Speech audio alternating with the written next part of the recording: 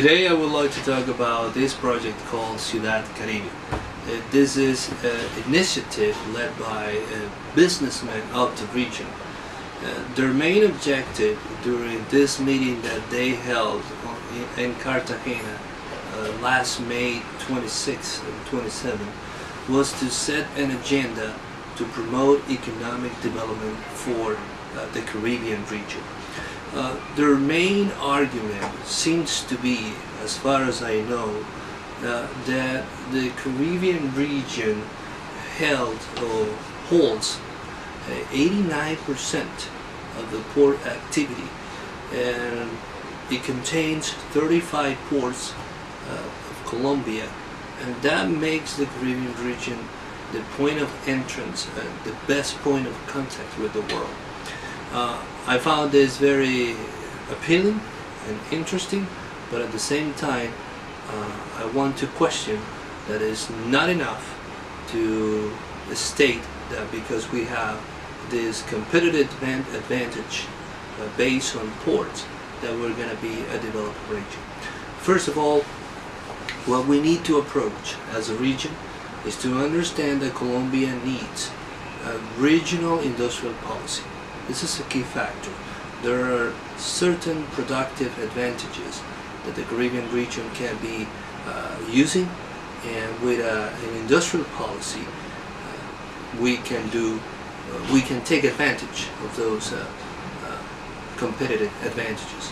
The second I want to mention is that these businessmen, they are concerned with the levels of corruption in the Caribbean region. The corruption is a general problem in Colombia. I disagree to focalize only the corruption aspect and reduce it to the Caribbean region, or make it a specific of the Caribbean region. This is a national problem. It doesn't have anything to do with the Caribbean region. My point here is that, like it or not, government organizations, agencies, regulatory agencies, everything that has to do with the local and public empowerment has to be strengthened, has to be stronger.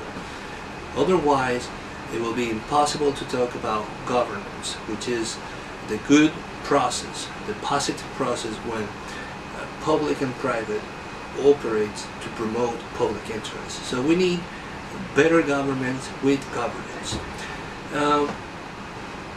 They are concerned, Cuidad Caribe as a project, they are really concerned with poverty and inequality. This is an issue that can be dealt with if we use a full employment policy. There is a lot of things that need to be built in the Caribbean region: infrastructure, hospitals, schools, highways, etc., etc. And you need people doing that job. So this is a great opportunity to set a full employment policy, create jobs, building infrastructure at the same time. Otherwise, it's going to be impossible to create a regional market and at the same time generate incomes for the Caribbean inhabitants.